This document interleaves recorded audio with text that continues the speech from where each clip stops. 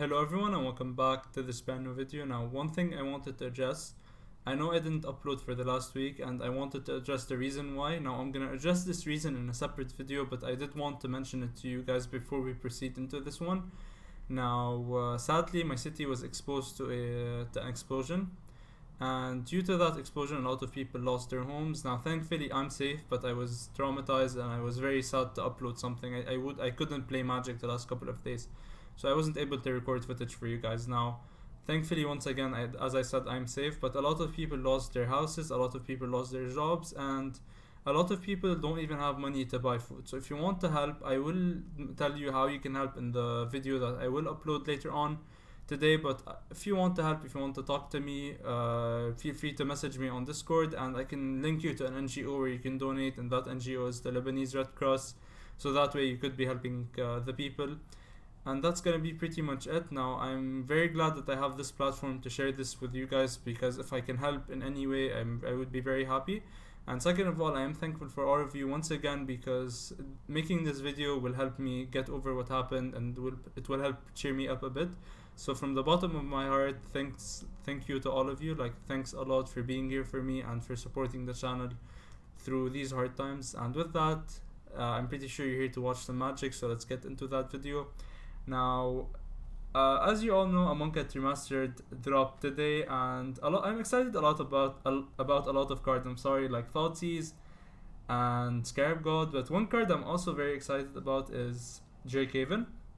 Now, Drake Haven, for those of you who don't know it, is a card that says whenever you cycle or discard a card, you may pay 1. If you do, create a 2/2 blue Drake token with flying. Now, this card was played a lot by one of my friends in my LGS called Prosamis, and he is the person who built this deck. I only changed a couple of things, so thanks a lot, Prosamis, for building this deck. I will credit him with like the main ideas that he had, and they're actually playing pretty well. Thank you a lot for this deck.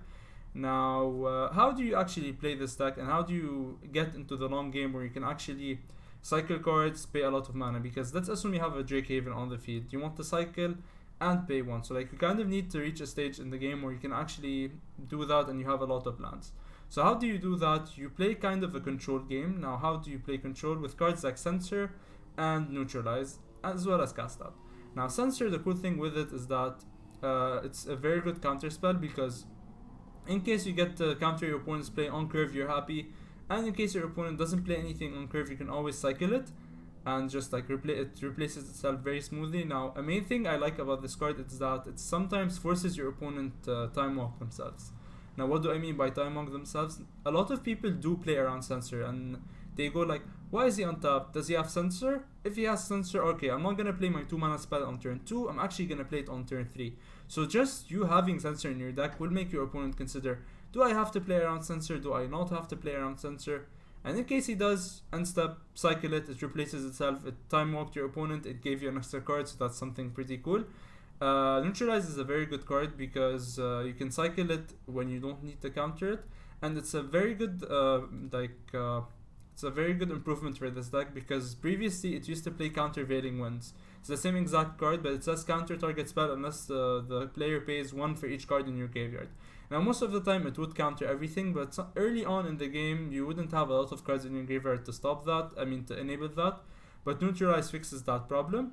Cast Out is also an amazing card, especially the flash part, because you sometimes force your opponent to tap out on their end step, so like you could go Cast Out end step, they tap out, they negate it, or like they counter it, and then you go into Drake Haven, you ensure that you resolve it. So that's something pretty cool about the card. And once again, task cycling, which improves the main purpose of this deck and makes it very efficient. Settle the Wreckage and Shatter the Sky. Let's discuss Settle the Wreckage. Now, the cool thing with Settle the Wreckage is that it's respected a lot in Historic. Now, trust me, whenever you have 2 white mana and 2 generic up, people will consider that you have Settle. And a lot of times you simply don't have it, but like let's assume that you do have it. Let's go with that scenario.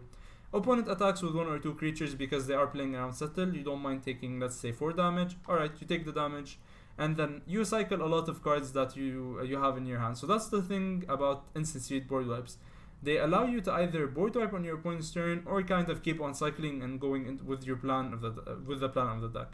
Now, Shatter the Sky is essential because this deck is kind of attacked a lot by aggro, and in case you are suffering against aggro, you do need to play a lot of board wipes. If you think you're suffering a lot, you could improve, add Shatter the Sky, remove some Abandoned Sarcophagus, although I don't recommend that. And what you could also do is play this card called Renowned Faith. Now the cool thing with Renowned Faith is that it cycles and it gains your life when it cycles. And sometimes you can simply just hardcast it for 3 mana. Gaining 6 life usually buys you a turn or 2 against aggro. And it pairs very well with Abandoned Sarcophagus if in case you keep it. So Renowned Faith, the cool thing with it, you can cast it and then you can play Abandoned Sarcophagus, cast it again, that's gaining you 12 life and that's insane. Beyond that, Hieroglyphic Illumination is an insane card draw spell because early on it allows you to draw into your lands in case you are missing land drops.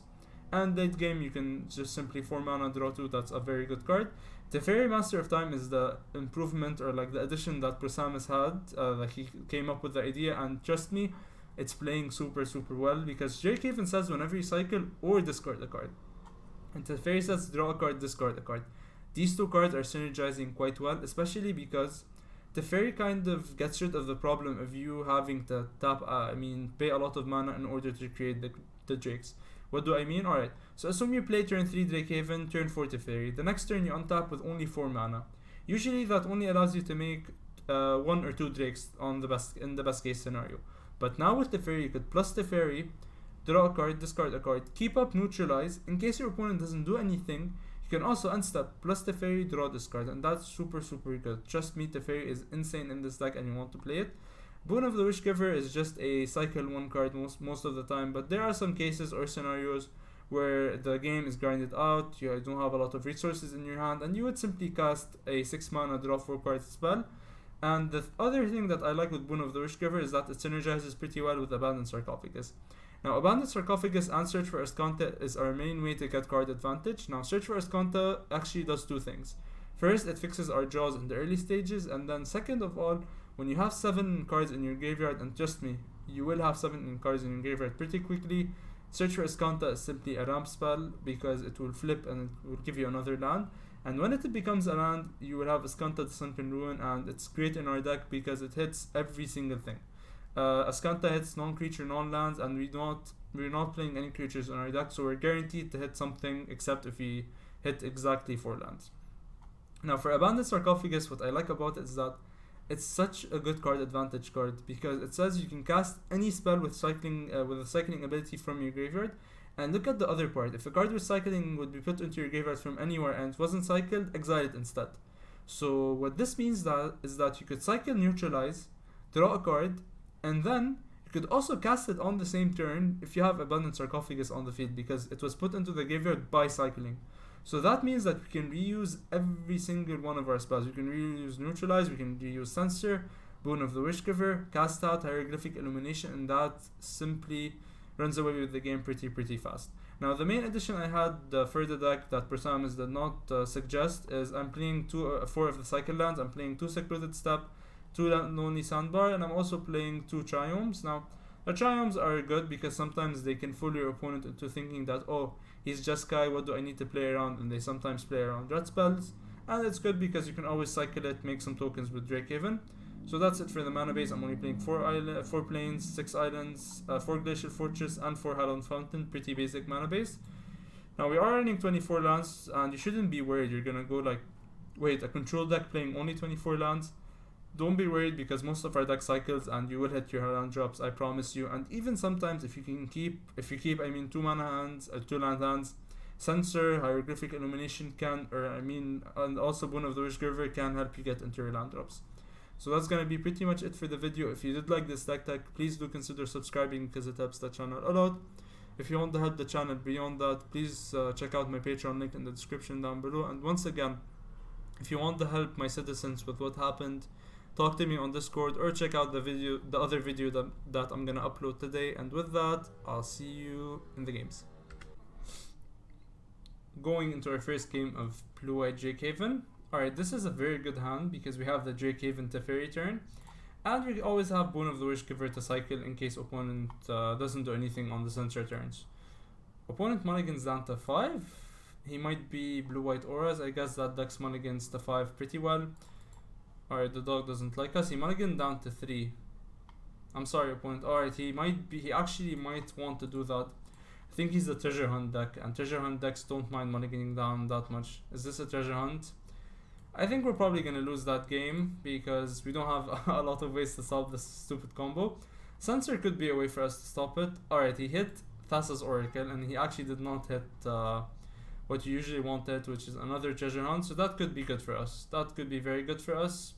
So let's see what happens. Alright, we're gonna play our Glacial Fortress, and we're simply going to pass. Alright, let's see what happens. Let's see what happens indeed. Alright, opponent doesn't do anything. I'm gonna cycle Secluded Steppe because it's not gonna do anything for now at least.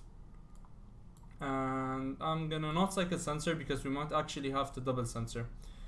We're gonna play Jake Haven and then we're gonna pass. I might regret cycling the Secluded Steppe. Will I? Probably.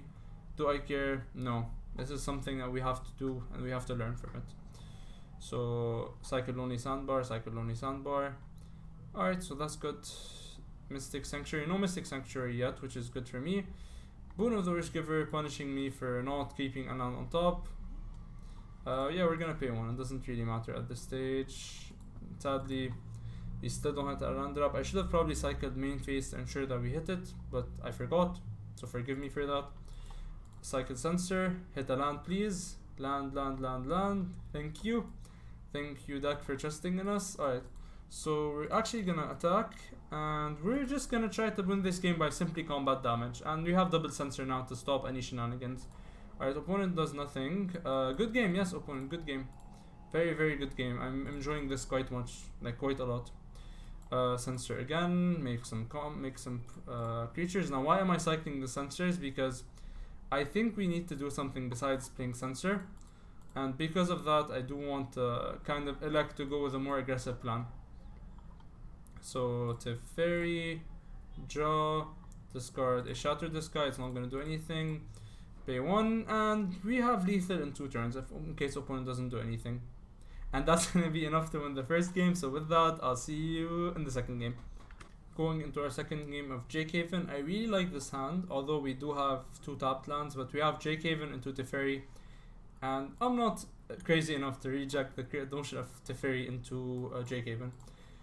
We're gonna play our Triome because I would like to keep this in hand in case I draw into other lands because it's cycle 1 as opposed to this being cycle 3. And also this gives us a lot more lands. Secluded Steppe, so is he playing a cycle deck? Is he playing Treasure Hunt? If he's playing Treasure Hunt, that's actually gonna be pretty interesting to face. If we're playing the mirror match, I'm actually gonna be pretty happy because that would be quite fun. Or we could just be playing a white deck and I'm like I'm theorizing way too much. Now, why did I opt to not play the Secluded Steppe? Because with 2 cyclings, I'm pretty sure that we might be able to hit a land drop, even though, we can keep this land. Alright, see, exactly. I'm not gonna cycle this. Actually, we're gonna cycle this to ensure that we have an untapped land on turn 4 for Teferi. So we can go turn 3 Jake Haven, turn 4 Teferi for sure. Censor could actually be something. Like, what could Censor take? Let's pause for a minute and think. Censor could take all that glitters in case opponent doesn't do anything.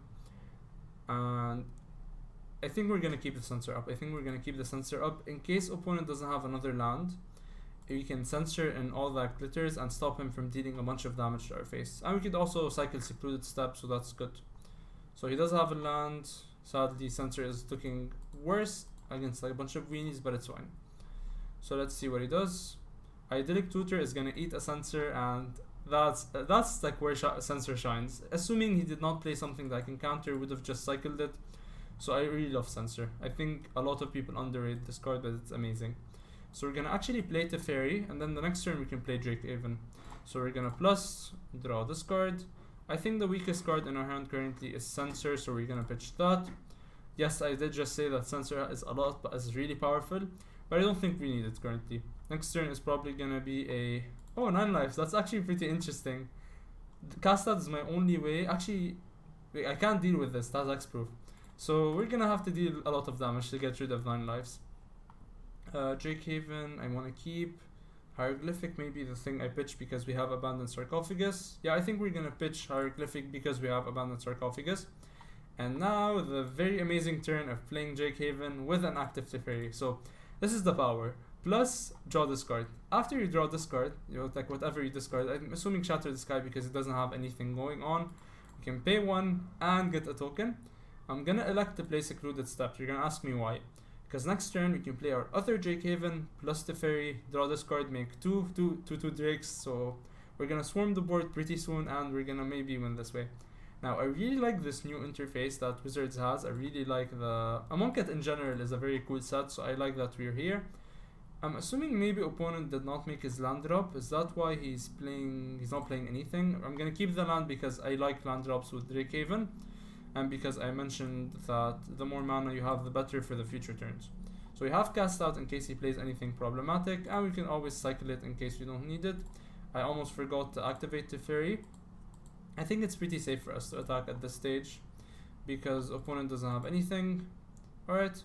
I wonder why he played 9 lives this early. Alright, so I'm actually gonna elect to pitch cast out because we have now Neutralize, and I'm not gonna pay because I want to keep Neutralize up. So decline, and we're gonna wait until end step. In case opponent doesn't do anything, we can just activate. He actually cycles cast out. Alright, very interesting. Yeah, what I wanted to say is that in case opponent plays nothing, end step plus Teferi, and he cycles another cast out. I wonder why he waited that much because he wasn't making land drops. So end step plus Teferi pitch. In case he does something, we neutralize and then it's fine. We don't have to make a token every single turn. So it's fine with me. Plus, he actually doesn't attack, so I'm wondering what this might represent. Maybe he's just playing around it. So we can do that. Activate. But I really wonder why he played 9 lives this early. Because like, my reasoning is basically the following. This says, whenever you would be dealt damage, prevent the damage and put a counter. But currently he's at 20 lives, so he could have taken a lot more damage, and then after taking a lot more damage, he could have just played it then. But he elected to play this early, so it makes me wonder what he actually might have.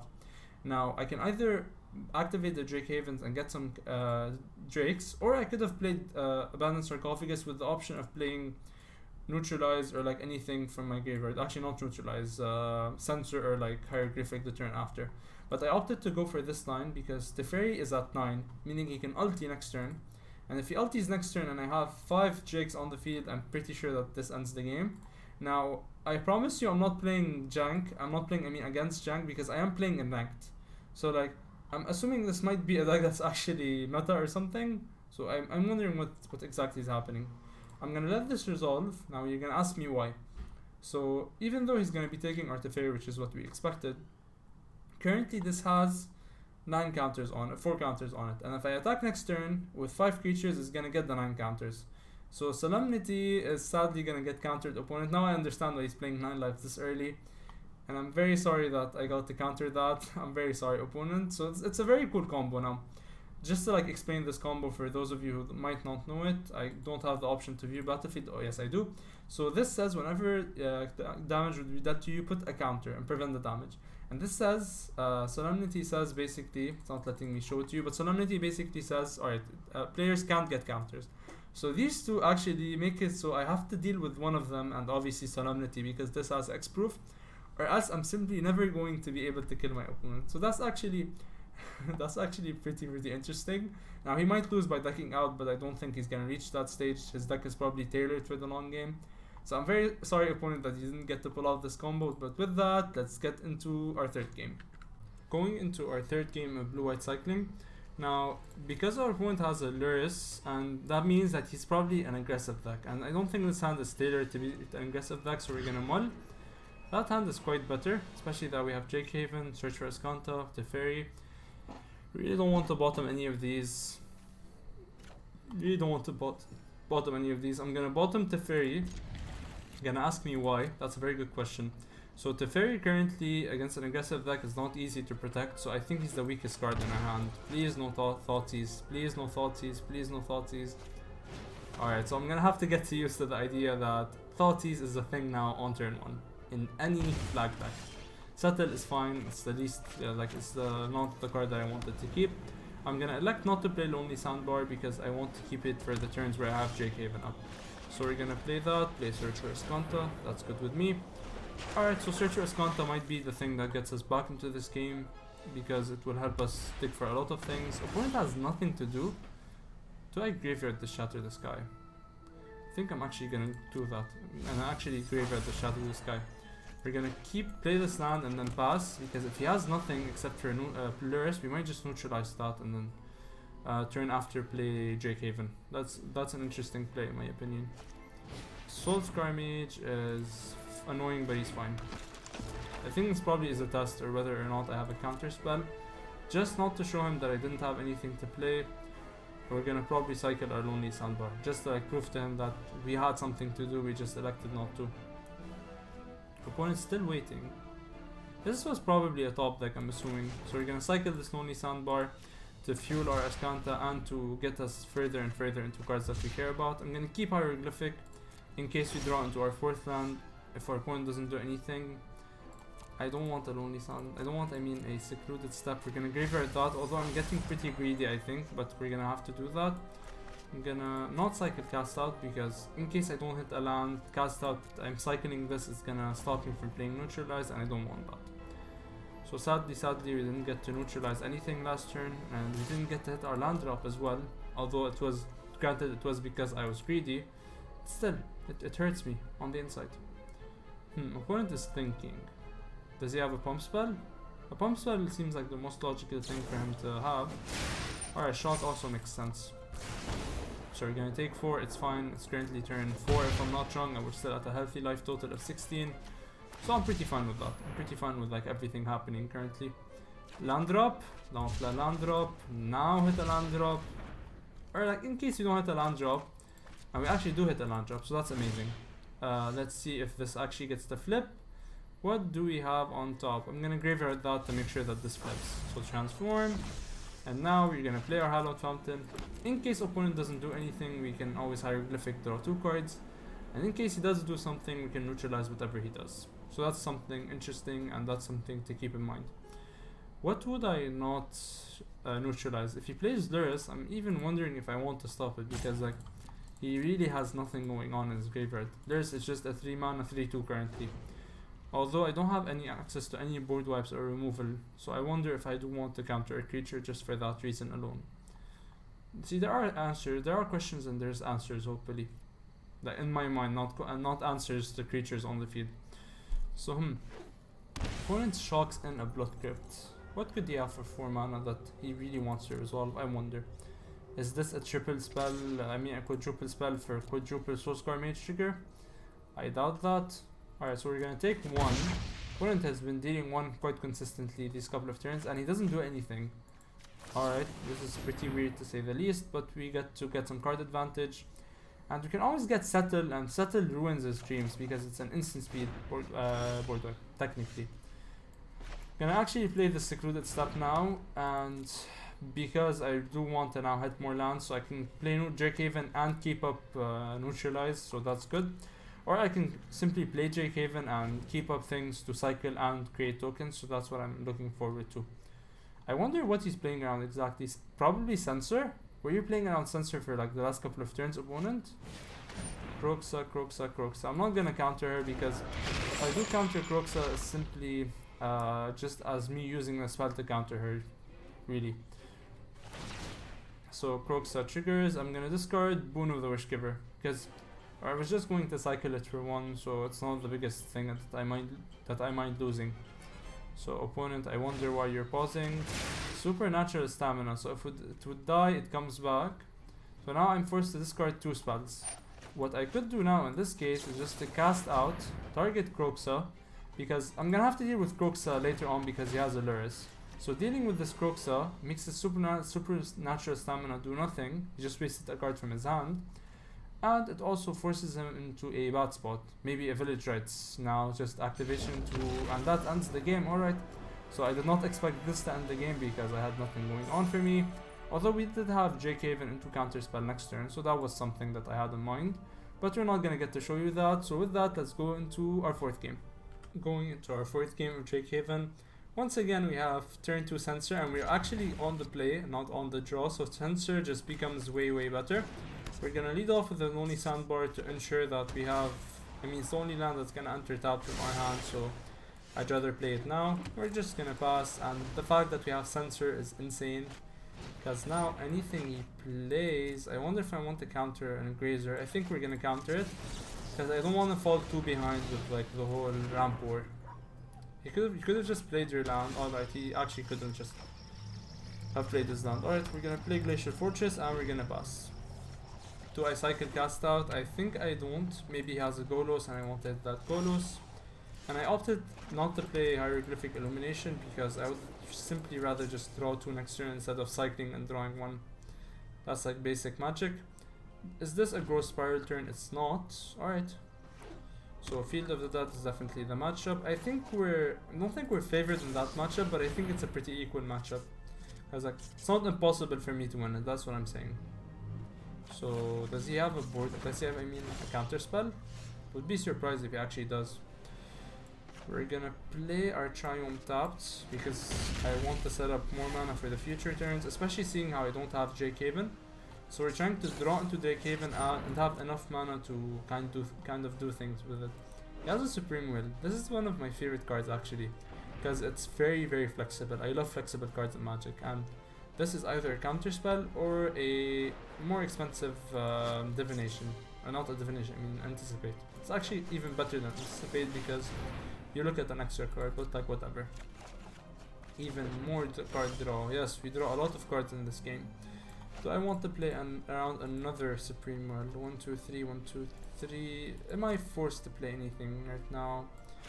I think we're not. I think we're just gonna play Hallowed Fountain and we're gonna pass. I think we're gonna pass. This piece is like he has a Supreme World because he's not doing anything on his turn. Sphinx's Revelation. Sure. I would have loved to be able to stop that, but we're not able to stop that, so we're gonna have to suffer with that. Let's cycle Boon of the Wishgiver first, and then let's decide what we want to do next, because a lot of what I want to do next changes on what I draw. Sure, let's just draw 2 cards. Let's see what we hit. Azcanta is a must counter, so we might actually, I'm gonna cycle cast out. We might just use Azcanta as a must counter and then we resolve our Drake Haven. So Azcanta, opponent, do you have anything? Okay, Azcanta resolves, telling me that Drake Haven is actually gonna resolve. Resolve. Yes, it resolves. Alright, I'm very happy. Because now we're gonna get to pump out a lot of tokens. Growth Spiral is fine. Please don't have an Ugin. 1, 2, 3, 4, 5, 6. He plays a land and then untaps, plays Ugin. The game is quite over. Growth Spiral is fine. Please don't have an Ugin. That's all I'm asking, opponent. You can have anything you want, it's not Ugin. Please not Ugin. For the love of everything. Does he play around Censor? 1, 2, 3, 4, 5, 6, 7, 8. Does he play around Censor and not play Ugin? I would actually hope that he does do that. So what's the plan, opponent? What's the plan? Hour of Promise is fine. Something very funny is that Settle the Wreckage against these decks is not the worst, because they don't play a lot of basics. Although this is very scary, not gonna lie to any of you, this is pretty scary. But we could just use our Settle the Wreckage and them not playing a lot of basics to our advantage. Sure, opponent, ramp as much as you want. There's nothing that can do to stop you currently. Yes, Fabled Passage, post Settle the Wreckage to give him even more. Yes, more lands. Yes, do your thing, opponent, do your thing. Now, I'm actually expecting Hour of Promise or Field of the Dead to get banned because, look at this. This is quite ridiculous. Like, this should not be something that you have to worry about. Alright, so we're gonna draw a card. Opponent is pausing us for some reason. We're gonna opt to put this in the graveyard. I don't see us needing a counter spell for now. I see us needing another Settle, which is insane. And we're gonna play our Teferi one. I have mana for Settle and Teferi, so that's good with me. We have actually mana for Teferi activation with Drake Haven and then Settle, so that's good with me. We're gonna pitch this Triome, even though it has cycling, we have Teferi for that. So we're just gonna pay 1 and make a Drake Haven token. And currently this is lethal, so I'm gonna have to Settle the Wreckage. Whatever he does, I'm gonna have to Settle the Wreckage. Let's just hope he's busy attacking Teferi, and then he goes like, alright, so I need to stop Teferi, so let's attack Teferi instead. Let's hope he does that. Alright, he doesn't do that. Let's Settle the Wreckage, target him. And it's very funny that I'm playing Settle against a land deck, but I'm not expecting him to be playing 14 basics. If he's playing less than 5 basics. This is actually a good interaction for us. He's playing 1, 2. He's playing 3 basics. I mean 5 basics. Which is not the worst, because Settle the Wreckage next turn actually deals with all of this. And now Fabled Passage doesn't search for anything. Unless he had that in mind and he played around it. Uro is okay. I think if I phase him out, he doesn't go to grave, and if he doesn't go to grave, I can neutralize him next turn. Although I think I'm fine with him entering and then me settling the wreckage. Alright, so that's quite fine, that's annoying. We're in a very bad spot. They're also playing approach. Alright, so there's many things that you have to play around. Many things that you have to play around.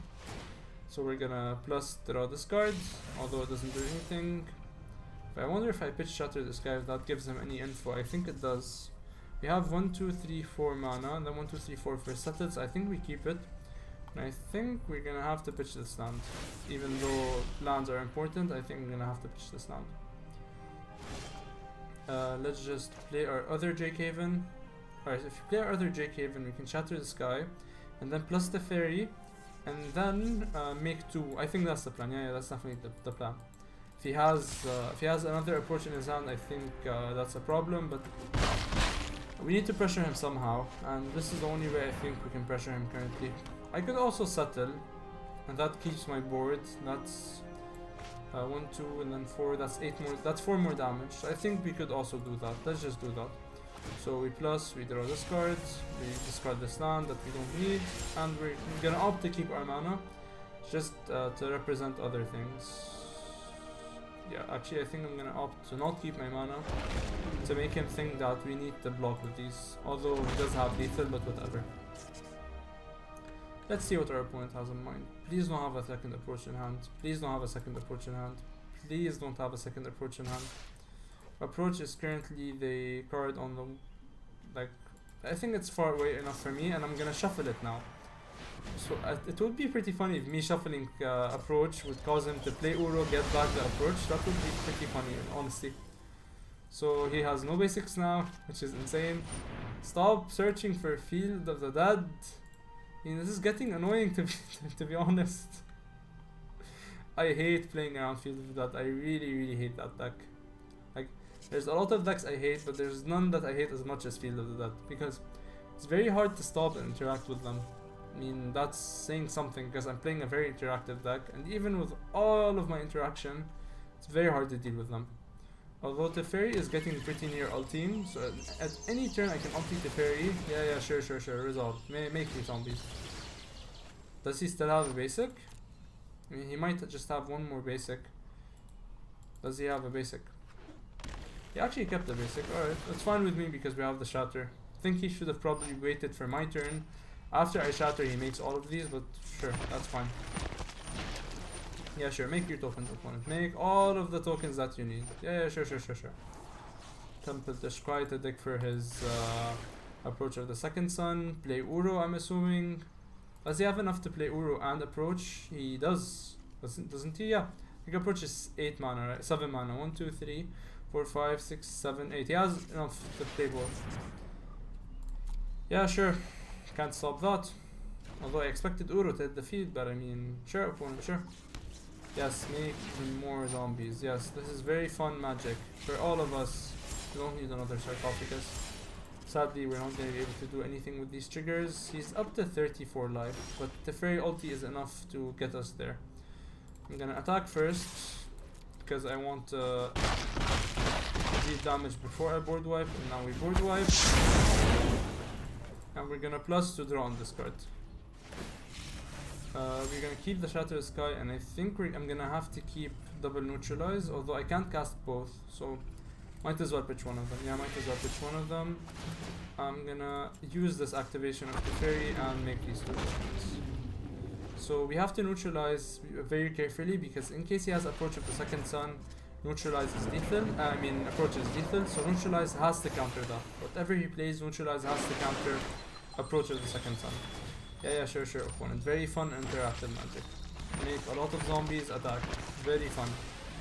Now, Teferi ulti is the turn after this one, so we could actually win this game by Teferi ulti. It's not impossible, it's not imaginary. Yes, activate Uro, that's fine with me. As long as Approach of the Second Sun doesn't resolve, I'm happy. Because we can actually win from that point. It's hard, but it's not impossible. Alright, sure, another Fated Passage. I'm assuming he doesn't have any more basics. So let's hope for the best. Let's hope for the best. Please no Approach. Alright, so no Approach. That's something I'm really happy about.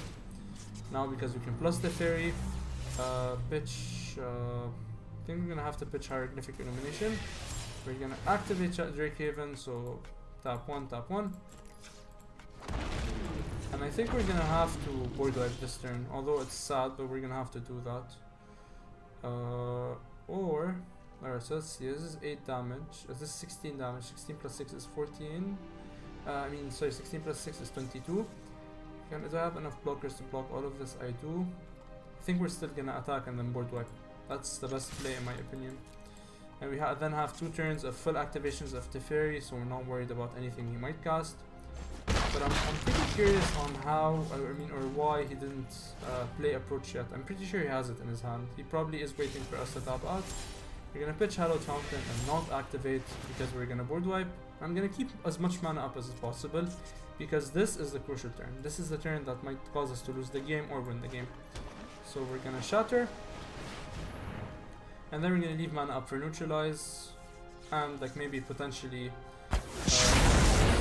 sure. Pass you opponent and hope I don't lose the game. Sure, Gross Pirate, that's fine. Gross Pirate is definitely fine. I'm probably feeling that he might deck out. Because like... He's not have another Gross Spiral. I think he played all of them, right? He played 1 Gross Spiral, 2, 3. He might have another one, and in case he does, I think we're dead. I think we're definitely dead in case he has another one. Sphinx's Revelation for 8 is fine. As long as he plays only 1 Approach of the Second Sun, I'm fine with it. So please don't have double Approach of the Second Sun. Attack us. If he attacks us, I'm gonna let it happen. Yeah, sure. We're gonna take all of that damage at once. I am fine with that. Once again, as long as you play 1 Approach of the Second Sun, I'm fine with anything you do. Make as many zombies as you want. I'm taking 2 extra turns after this one. Please don't have another one. For the love of everything, please don't have another one. Please don't have another one. Please don't have another one. I'm begging you, please don't have another one. Would you play more than 1? I don't think he would play more than 1. Because like, you already have so many card draw spells in Sphinx's Revelation. You have a lot of ways to thin out your deck. He's digging for something, so I'm worried that he actually might be playing another one. Although it's 7 mana. He still has the mana, obviously. Please don't play anything else. That's completely fine, opponent. Once again, just please don't play another... just please don't play another Approach. We actually get to untap. We actually get to untap, guys. I'm very happy with that. We're gonna pitch Censor, obviously. Yeah, we actually might steal this game away from him. Yeah, I'm very happy about this. I'm very happy about this. Because now we're gonna be taking... Alright, he has a stop. So what is it? What is it? What is it? Opponent, don't play with my emotions like that. Opponent, no cast out. Please no cast out. For the love of everything, no cast out. He's just pitching to hand size. And he had another Approach. I don't know, that's the one I countered. He only had Wrath of God. So we're gonna ulti the Fairy. This feels so good, guys. This feels amazing. So we have 3 turns. So we need to deal a lot of damage, to say the least. So let's see what's the best way to start with this. If I play Teferi and then activate him, we're gonna get to make 2 more Drakehaven tokens. So plus activate. I think we start with that. Yeah, I think we start with that. Yes, we're gonna play our Teferi, although we already have another one, but I need to turbo out 32 damage currently. So plus Teferi, draw this card. And we're gonna pitch Abandoned Sarcophagus because I think we don't have that much time. I really think we don't have that much time. So usually you keep Sarcophagus for the long game, but there is no long game currently. It's either win or lose. So activate Censor to draw this card. To cycle, not draw this card. Wish. So currently we have how much damage? 1, 2. We're gonna deal 4. Now the turn after, we're gonna be able to deal not a lot. I'm trying, guys. I'm really trying my best. So we're gonna plus Teferi. We have now 6 damage, so that's 12. Yeah, we're gonna have to come up with a lot of damage, but I think playing Teferi could be enough, or hopefully should be enough. So let's just play this other Teferi, although we have one on the field. Opponent, let it resolve. Opponent, just calm down, let it resolve, let's all be happy. He counters my Teferi. I think he sees what's up. Yeah. We're gonna... Actually, we are gonna pay 3 because we can still make 1 token. I mean, I don't have to directly win, we can also just block all of these. So we're gonna plus to draw on discards. We're gonna discard Teferi because I don't think we're gonna win with him anyways.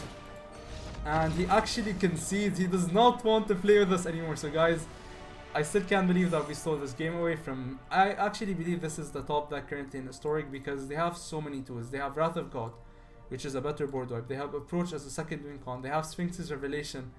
They have Hour of Promise, but we actually got to steal the game away from them. Guys, I wanted to thank you so much for watching. If you did enjoy this video, I want to please ask you to subscribe because it helps the channel a lot. If you want to help the channel beyond that, you can check out my Patreon link in the description down below. And speaking of patrons, I wanted to thank them because they're making my content possible. And a huge shout out to I'm Mark Mac. And with that, I'll see you guys next time.